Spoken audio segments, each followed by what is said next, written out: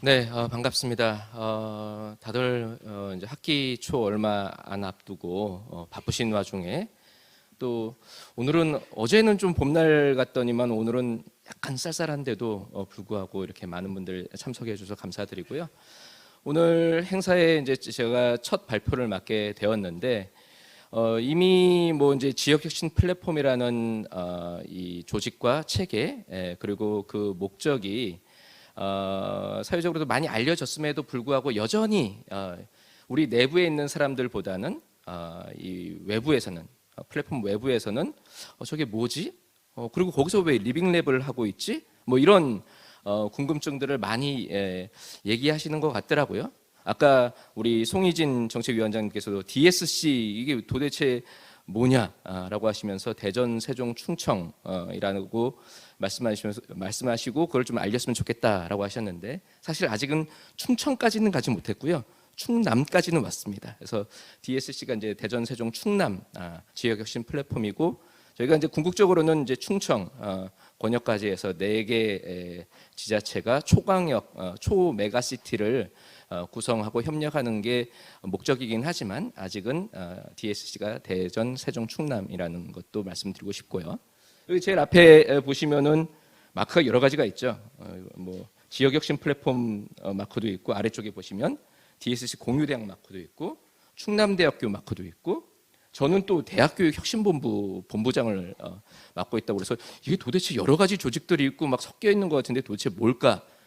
아는 사람은 알고 모르는 사람은 모르는데 아마 제가 제 발표가 끝날 때쯤이면 조금 더 이해를 하실 거라고 생각이 됩니다. 그래서 제가 오늘은 요 순서대로 왜 지역혁신 플랫폼이라는 것들이 이 사업이 생겨났을까? 그리고 뭐 하는 조직일까? 그리고 그 중에서 DSC 지역혁신 플랫폼은 도대체 뭘 하고 있을까에 대해서 말씀을 드리고요. 두 번째로는 지역혁신 플랫폼 현재 이루어지고 있는 지역혁신 플랫폼 사업에 이따 다시 한번 말씀드리겠지만 핵심적인 사안은 지역의 혁신 인재를 키우는 겁니다. 그 혁신 인재를 키우는 데에 있어서의 핵심적인 또 시스템이라고 할까요? 그것이 바로 공유대학이라는 것인데요. 그래서 그 공유대학에 대해서 말씀을 드릴 거고요. 또 이 지역의 혁신 인재를 키우다 보니까 옛날처럼 강의실에서 책에 나오는 얘기만 가지고 이제 얘기해서는 절대로 혁신 인재, 미래 세대가 요구하고 지역을 살릴 수 있는 혁신 인재가 나오지 않더라고요. 그럼 어떻게 우리가 지역의 혁신 인재를 키울 수 있을까? 이걸 이제 고민하다 보니까 바로 리빙랩이라는 아이디어가 나온 것이고 원래 리빙랩은 사실은 대학 교육과는 별개로 대학 밖에서 이루어졌던 것들이 이게 대학 안에 가져올 필요가 있겠다라는 생각이 있었던 거죠. 그리고 실제로 국내외 특히 해외에 아주 혁신적인 고등교육을 한다라는 그런 기관들이 바로 이런 리빙랩적인 아이디어를 가지고 교육의 시스템을 바꾸고 조직을 바꾸고 그러므로 통해서 아주 성공적인 사례들을 보여줬거든요. 그래서 그런 의도로 우리가 이 DSC 공유대학에서 리빙랩을 현재까지는 비교과로 운영을 해왔고 앞으로는 이게 정규 교육 과정에 들어갈 수 있도록 지금 노력하고 있다라는 말씀을 제가 드리게 될 겁니다. 그리고 올해 이제 우리 대학교육혁신본부의 미래 리빙랩 센터에서 주요하게 또 추진할 사항들에 대해서 간단하게 소개를 드리겠습니다. 저한테 주어진 시간이 약 30분으로 알고 있는데요. 뭐 30분을 다 쓰게 될지 아니면 약간 더 쓰게 될지도 모르겠지만 최대한 시간을 맞춰보도록 하겠습니다. 자, 먼저 지역혁신 플랫폼의 추진 배경 및 플랫폼을 소개시켜 드리도록 하겠습니다. 아마 이 그래프 많이 보셨을 거라고 생각이 됩니다. 여기 이제 맨 왼쪽에 있는 그래프 학령 인구 감소에 대해서 많이 말씀 들어보셨죠?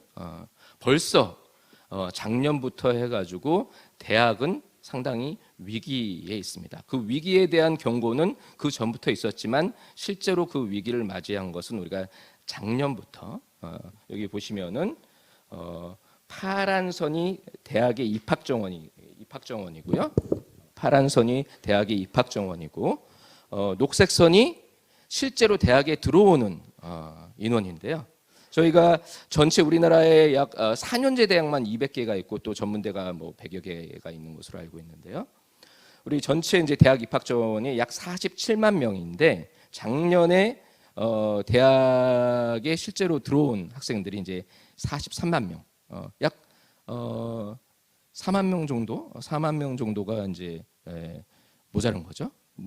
올해도 그랬고요. 올해 같은 경우에는 신문 기사 보셨겠지만 올해 지금 아직 이 추가 모집들 막 이루어지고 있는데 2023학년도 대학 모집에서 이 정시에 지원자가 한 명도 없는 학과가 벌써 이제 전국에 26개, 그러니까 27개 학과가 있었다고 그래요. 한 명도 정시에 모집을 지원을 안 했다는 거죠. 그 대학들이 주로 어디에 있느냐? 주로가 아니라 전부 지방에 있는 비수도권에 있는 대학들인 거죠. 그렇기 때문에 지금 지방 대학은 상당히 위기에 있고요. 내년도가 되면 더 심각해집니다. 내년도 대학 입학 정원 지금 대학들은 그러기 위해서 대학 입학 정원을 꾸준히 2000년대 이후로 줄여왔지만 그럼에도 불구하고 학생 자원이 없는 거죠. 내년 같은 경우는 입학 정원은 약 47만 명인데 일단 대학에 오는 학생의 문제가 아니라 올해도 그렇지만 내년에 보면은 요즘 주황색 같은 경우는 대학에 들어올 나이에 해당되는 만 18세에 해당되는 연령의 인구수인데 그 수가 이미 대학 입학 수를 이제 하회하고요. 그러다 보니까 입학 정원 47만 명에 실제 대학에 올 거라고 예상되는 인원이 약 37만 명, 약 10만 명 정도가 비는 거죠. 대학이 중소규모 대학이면 벌써 이제 수십 개가 입학생을 한 명도 못 받을 가능성이 있는 상황이라는 겁니다. 자, 이처럼 이제 대학의 위기가 지금 있는 상황인데 이게 대학의 위기로만 끝나는 게 아니라 사실은 그 대학이 위치한 지역의 위기와 연결이 됩니다.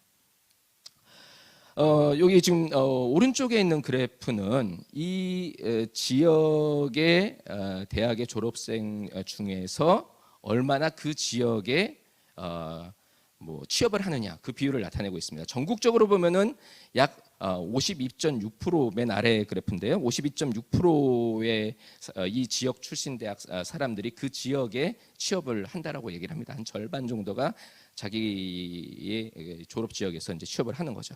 근데 맨 위에 보시는 것처럼 대전, 세종, 충남의 경우에는 약 30%도 안 되는 사람들이 이 지역에 취업을 하고 나머지는 다 다른 지역으로 간다라는 거죠.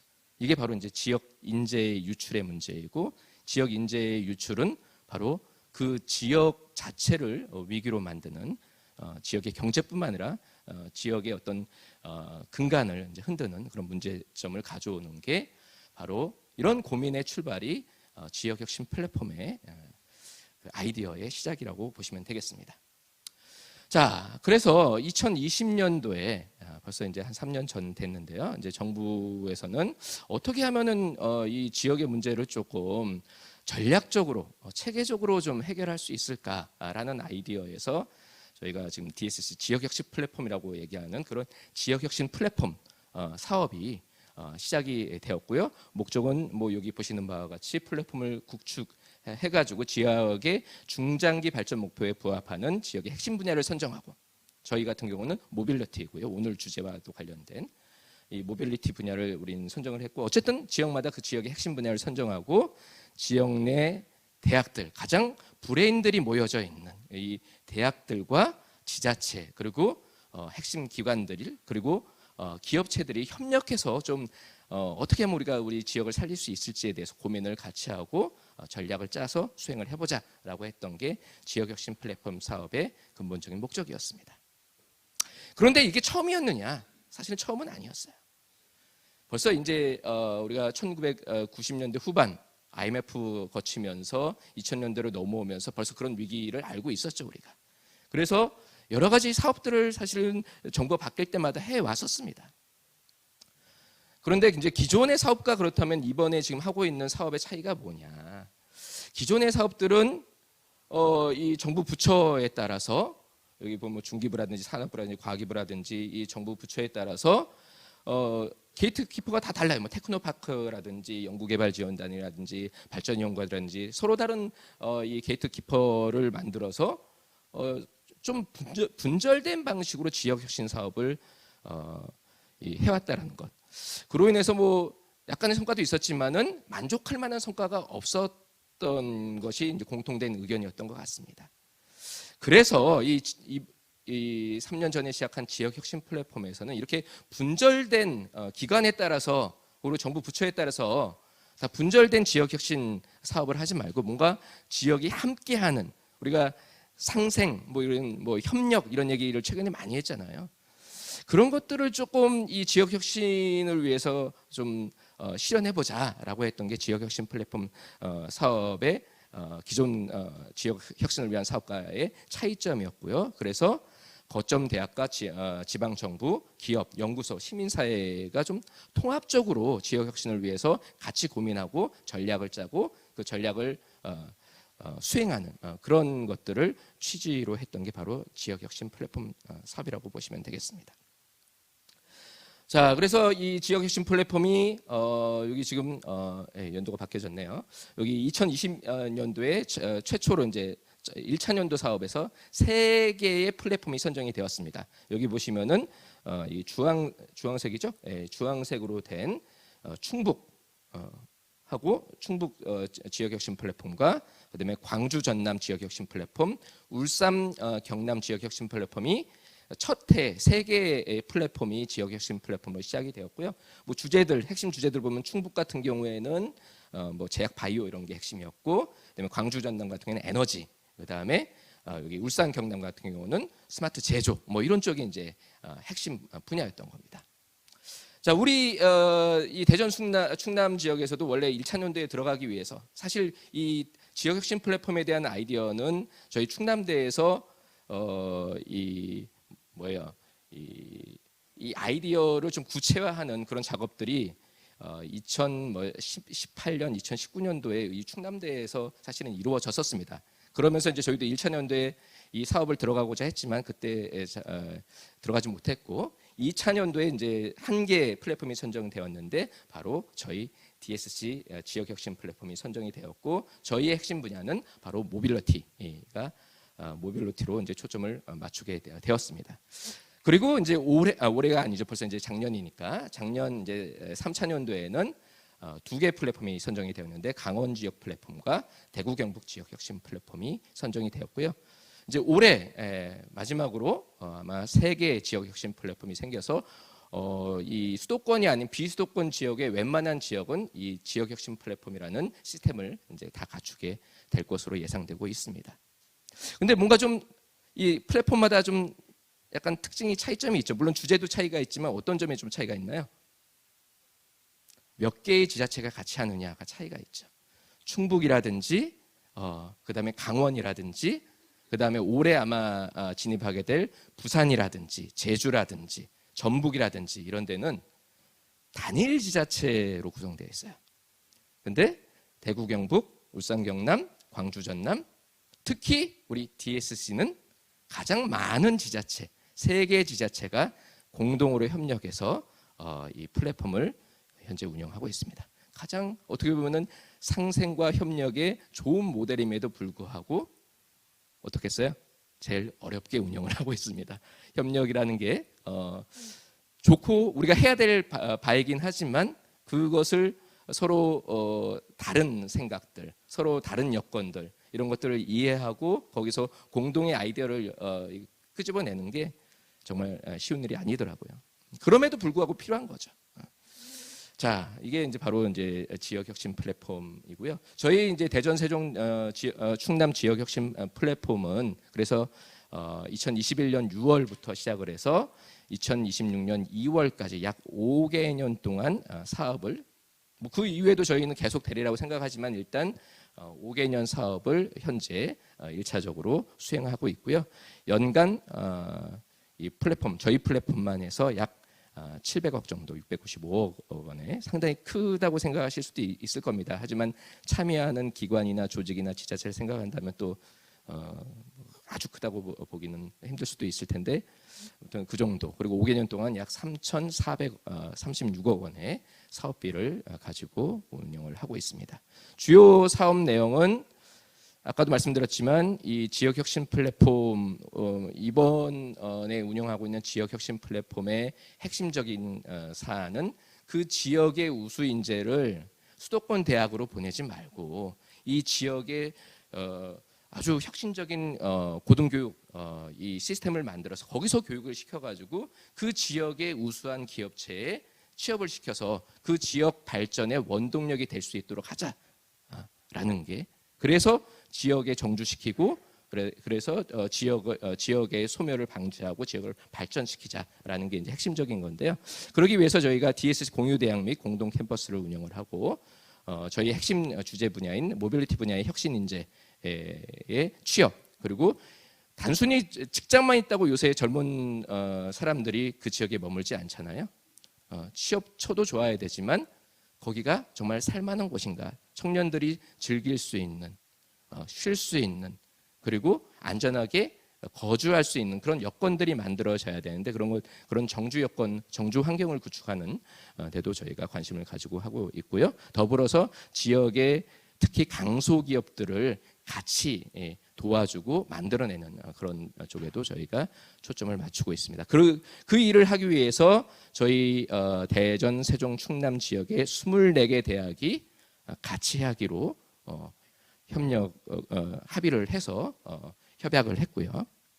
이 중에는 4년제 대학도 있지만 일부 또 전문 대학들도 있고요.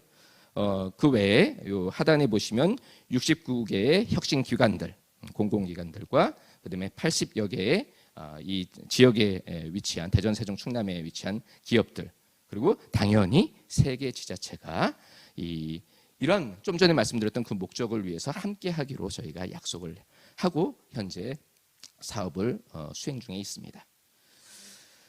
저희 그 플랫폼의 조직을 잠깐 말씀드릴 텐데, 아까 제가 뭐 대학교육혁신본부도 말씀드렸고 공유대학도 말씀드렸고 막 그런데요.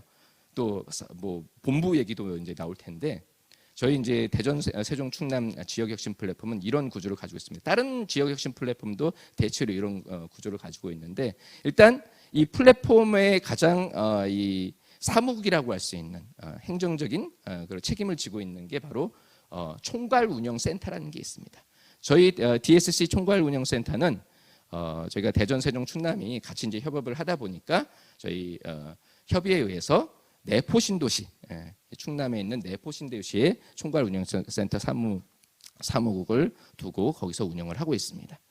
그리고 이 총괄운영센터에서는 사업을 직접 수행하기보다는 어쨌든 그 기획하고 성과를 관리하고 뭐 이런 것들이 핵심이라고 한다면, 실제로 사업을 운영하는 조직이 3개 본부가 있습니다. 아래 보시는 바와 같이 대학교육혁신본부, 제가 지금 책임을 지고 있는데요. 핵심적으로 이 대학교육혁신본부에서는 DSC 공유대학을 운영하는 데 초점을 두고 있습니다. 그리고 이제 2개의 사업본부가 있고요. 모빌리티 소부장 사업본부와 모빌리티 ICT라고 되어 있는데 모빌리티 ICT 사업본부. 이따가 토론하실 우리 안재민 본부장님 저기 와 계신데요. 이 2개의 사업본부가 있습니다. 2개의 사업본부에서는 실제 이제 관련 학과들, 모빌리티 관련 학과들이 중심이 되어서 학생들 수업을 운영을 하고, 그리고 관련된 기업체와 또 같이 협업하고 뭐 이런 활동들을 이제 이 2개의 사업본부에서는 핵심적으로 하고 있습니다. 네, 저희 이제 플랫폼의 뭐 비전 뭐 간단히 말씀드리면은 충청권 메가시티 기반 구축을 위해서, 아까 말씀드렸죠. 아직은 대전, 세종, 충남이지만 언젠가는 충북까지 해서 충청까지 해서 이 충청권 메가시티 기반 구축을 위해서 지역혁신 주도형 모빌리티 분야 융복합 창의 인재 양성을, 아까 인력 양성 사업이라고 그랬죠. 그래서 그러한 인재상을 가지고 여러 가지 일들을 진행 중에 있고요. 그래서 이제 제가 맡고 있는 대학교육혁신본부에서 지금 인재 양성을 위해서 구축한 시스템이 바로 DSC 공유대학이라는 건데요.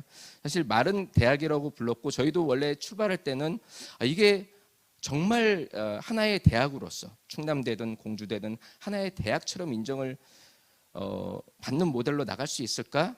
지금도 고민하고 있고 계속 고민을 해왔는데 아직은 이게 말은 우리가 대학이라고 부르지만은 사실 졸업장을 따로 줄 수 있는, 왜냐하면 우리가 대학으로 인정을 받아서 졸업장을 별도로 주기 위해서는 이 교육부의 인가를 받아야 되잖아요. 아직 그 정도 단계까지는 오지 못했습니다. 그래서 다른 이 플랫폼, 저희 DSC 지역혁신 플랫폼이 아닌 다른 플랫폼 경우에는 말은 공유대학이라고 부르지만 요새 이제 공유대학이 상당히 이슈입니다. 여기 계신 분들이 이 공유대학을 뭐 들어보셨는지 아니면 여기 와서 처음 들어보셨는지 모르겠지만 최근에 국내에서 공유대학이 상당히 이슈거든요. 왜냐하면은 대학들마다 우리 대전, 세종, 충남도 여러 대학들이 있는데 모르겠어요. 그 대학마다 입학하는 학생들의 자원의 수준은 다를지 모를지언정 교수님들의 그 퀄리티는 학생들의 퀄리티하고 또 다른 문제이거든요. 왜냐하면은 그분들이 포지션이 났을 때 어디에 이제 취업이 되느냐에 따라 달라지기 때문에, 그렇기 때문에 대학마다 강점 있는 그런 전공 분야들이 분명히 있습니다. 그런 분들을 모아서 가장 좋은 이제 교육 과정을 만드는 게 이제 공유대학의 핵심인데, 이게 지금 우리나라에서 해외도 마찬가지고 상당히 이슈이고요. 우리나라 같은 경우는 교육부에서 지금 이런 사업을 통해서 공유대학을 시작하니까 교육부뿐만 아니라 산자부라든지 이런 데서도 뭐 에너지 공유대학 뭐 이런 것들을 새로 만들기 위해서 지금 관심을 우리 지금 플랫폼에서 하고 있는 공유대학의 성공 여부에 대해서 상당히 지금 주목하고 있는 상황입니다. 자, 그래서 이 DSC 공유대학을 통해서 우리가 모빌리티 분야의 혁신 인재 양성을 위한 새로운 혁신적인 교육 과정을 만들고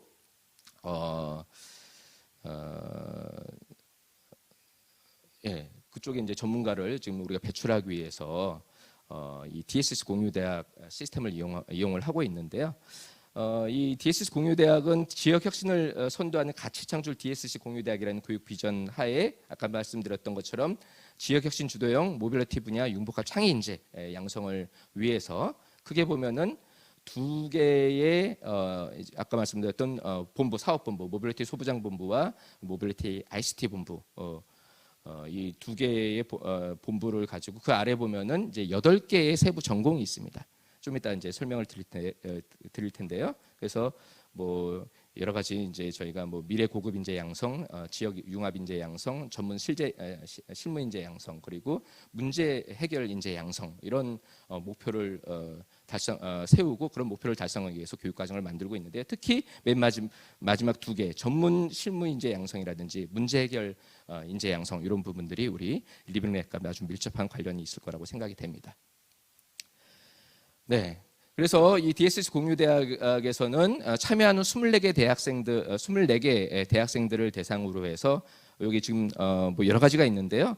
아직 지금 고급 공동 학위형은 저희가 이제 대학원 수준의 석사 이상의 수준에서 이제 공유 대학이 아니라 공유 대학원을 만들기 위한 지금 현재 우리가 정책 연구를 진행 중에 있고요. 빠르면은 올해 중에 이제 공유 대학이 아니라 DSC 공유 대학원 체계도 저희가 구축해서 운영할 예정입니다. 그 이유는 뭐냐면은 모빌리티 분야의 뭐 자율주행 그리고 뭐 스마트 교통 뭐 이런 부분에서 학부 수준에서 이제 되는 부분이 있고, 이 석박사 이상의 이제 기업체들한테 이제 얘기를 해보면은 석박사 이상의 전문성을 요구하는 데들이 있더라고요. 그렇기 때문에 저희가 이제 대학원의 필요성도 느껴서 지금 공유 대학원 설립 방안도 연구를 하고 있고요.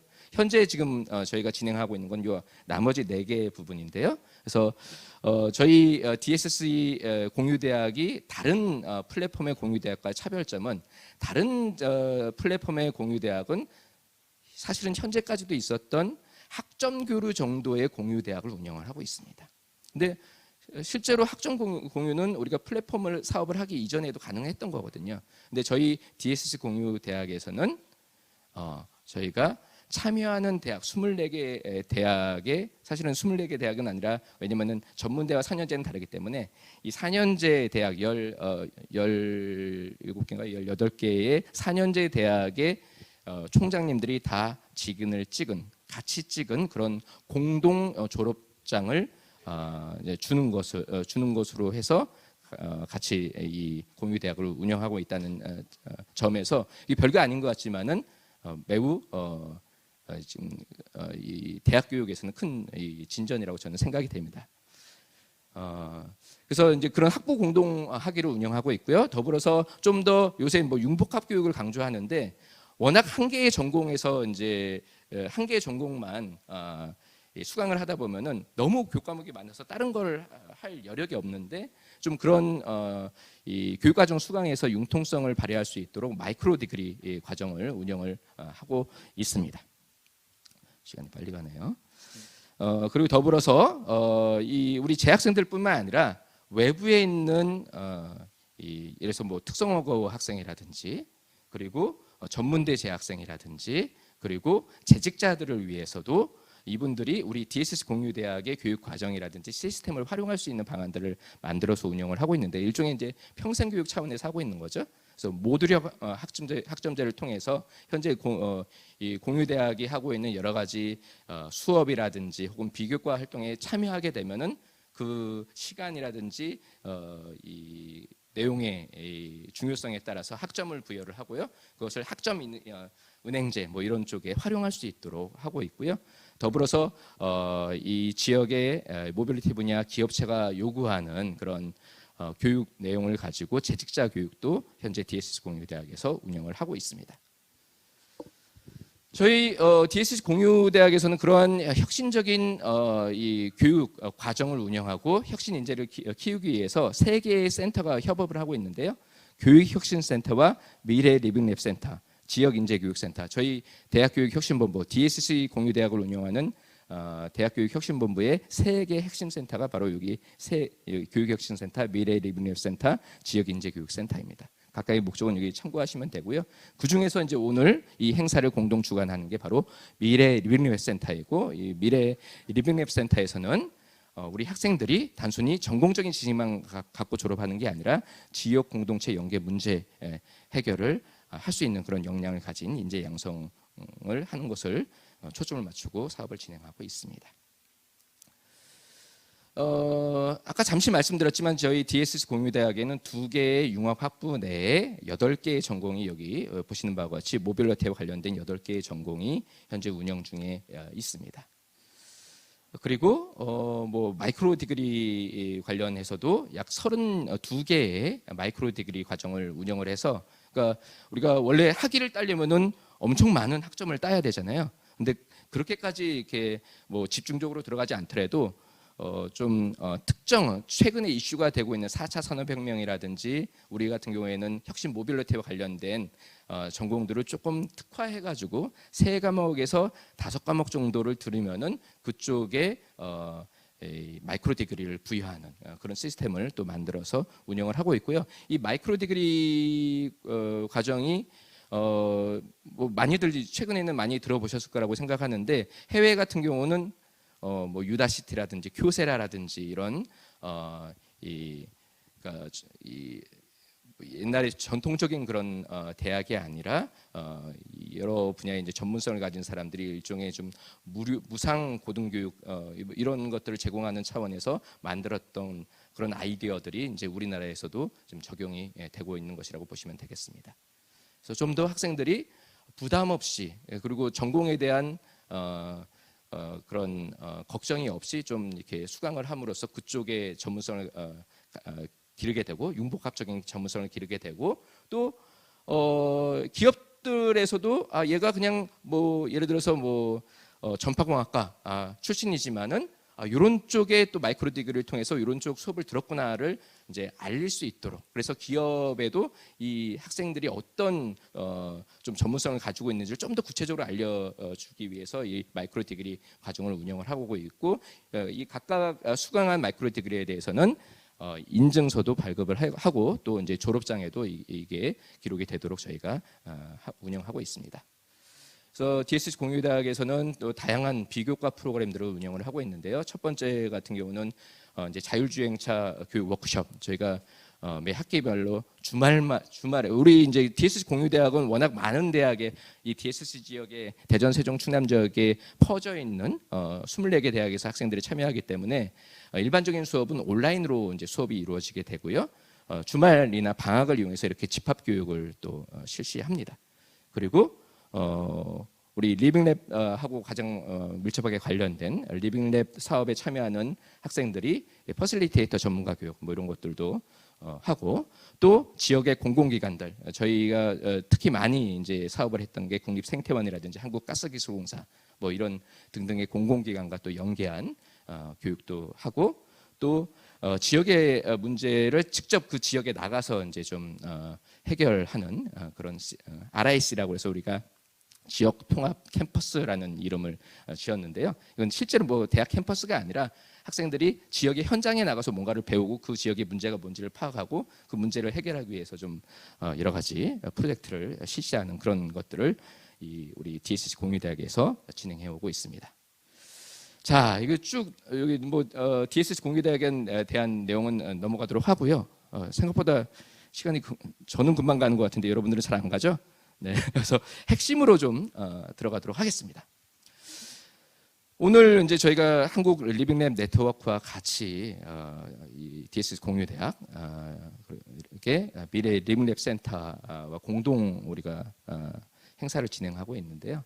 왜 그렇다면 우리가 리빙랩에 대해서 이렇게 관심을 가지고 있느냐, 대학에서. 그리고 뭐가 좀 차이가 있는 거냐, 그냥 예전에 했던 리빙랩과 어떤 차이가 있는 것이냐에 대해서 간단히 말씀을 드리고 마무리하도록 하겠습니다. 네. 여러분들이 혹시 알고 있는 가장 혁신적인 고등교육기관으로 최근에 얘기되고 있는 데가 어디로 알고 계십니까? 생각나는 대로 하나 말씀해 보시죠. 미네르바, 감사합니다. 네. 미네르바 대학을 바로 이제 나오셨는데요. 미네르바 대학이 여러 가지 면에서 이제 혁신적이죠. 일단 첫 번째로 캠퍼스가 없고, 그렇죠? 캠퍼스가 따로 없습니다. 이런 건물들이 대학 건물들이 없죠. 단지 이제 대학 본부 정도만 있고 사무실 정도, 우리 대학교육혁신본부 같은 사무실만 있는 거죠. 학생들이 공부하는 이런 강의실 같은 게 없어요. 다만 전 세계의 6개인가 7개의 주요 도시에 학생들이 거주할 수 있는 기숙시설을 빌려가지고 그 학생들이 거기에 거주하게 하고, 주중에는 월요일부터 한 목요일 정도까지는 온라인을 통해서, 거기 또 이 온라인, 미네르바의 온라인 교육 시스템이 되게 또 혁신적인데요. 어쨌든 그 온라인 시스템을 통해서 주중에는 일반적인 수업을 합니다. 온라인 수업을 합니다. 우리가 DSC 공유대학 수업을 하는 것처럼. 근데 또 특이한 건 1학년 때는, 거기는 1학년 입학하면은 정규 교과목을 가르치기보다는 1학년 때는 토론을 어떻게 해야 되느냐, PBL이란 무엇이냐, 이런 방법론을 가르친다고 하더라고요. 그러고 나서 이제 목금토 이럴 때는 그 학생들이 거주하는 그 지역의 주요 기관들, 이게 뭐 사회 시설이 될 수도 있고, 아니면 거기 정부 부처가 될 수도 있고, 아니면 그 지역에 있는 기업체에 학생들이 직접 가서 그 조직의 그 기관의 사람들과 같이 그 기관이 가지고 있는 어떤 문제점 기반의 프로젝트를 중심으로 해서 수업을 한다라는 거죠. 이게 바로 이제 우리가 지금 얘기하고 있는 리빙랩을 어떻게 우리가 대학 교육에 활용할 것인가의 모델이라고 볼 수 있는데요. 별게 아닌 것 같지만 우리도 지금도 뭐 우리나라 뭐 초중고에서도 마찬가지고 대학에서도 그렇고 문제 기반 학습 뭐 얘기를 많이 하잖아요. 여러분 PBL이라는 말 들어보셨나요? PBL이 보통 이제 우리나라에서는 두 가지로 쓰이죠. 프로젝트 기반 학습 혹은 문제 기반 학습. 두 개 상당히 비슷하면서도 약간 차이가 있습니다.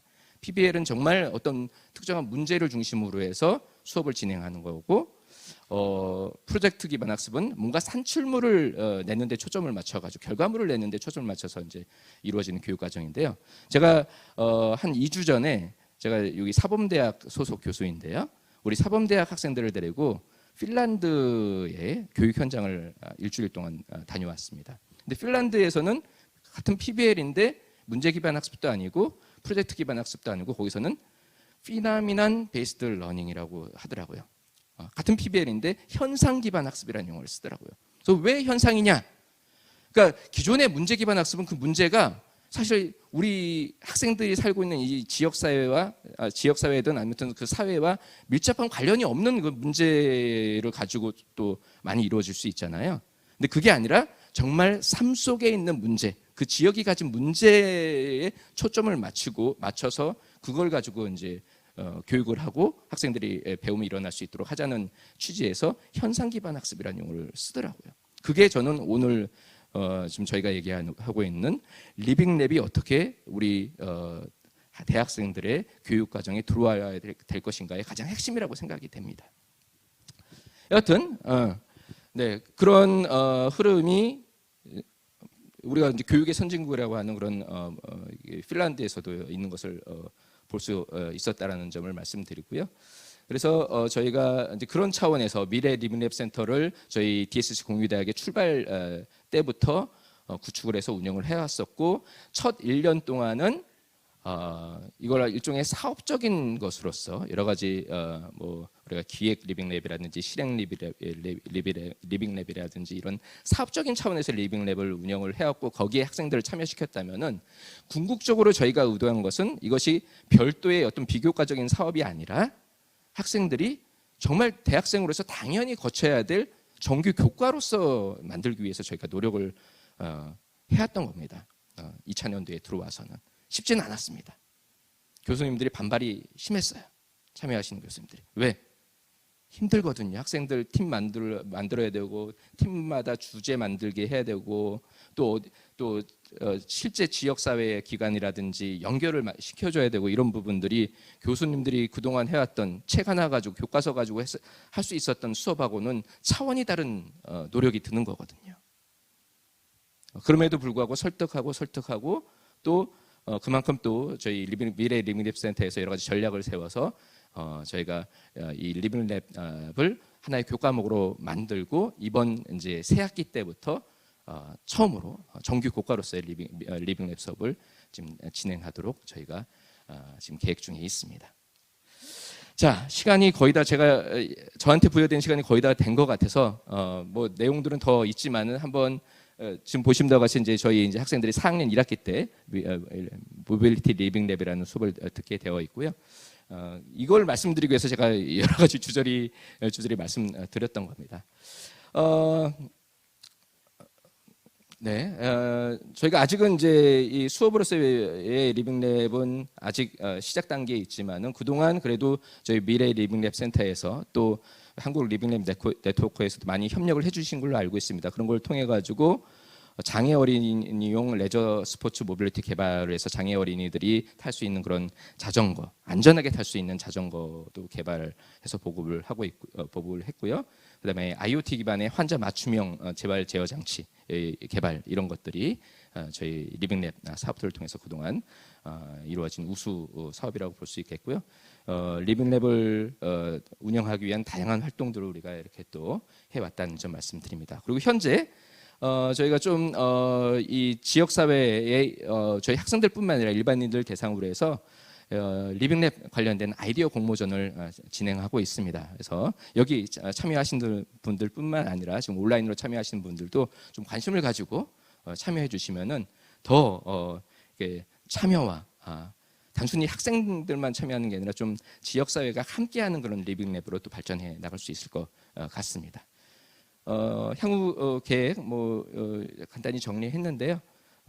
참고해 주시길 바라고, 저희가 앞부분에 너무 좀 길게 저희 플랫폼 사업을 잘 모르실 거라는 전제하에 좀 설명을 드렸는데요. 제가 말씀드리고 했던 왜 우리가 리빙랩을 이렇게 고민하고 있는지, 왜 이걸 교육과정으로 가져오려고 하는지, 이런 고민들은 전달이 되었기를 바랍니다. 자, 긴 시간 동안 제 발표 들어주셔서 감사드립니다. 감사합니다.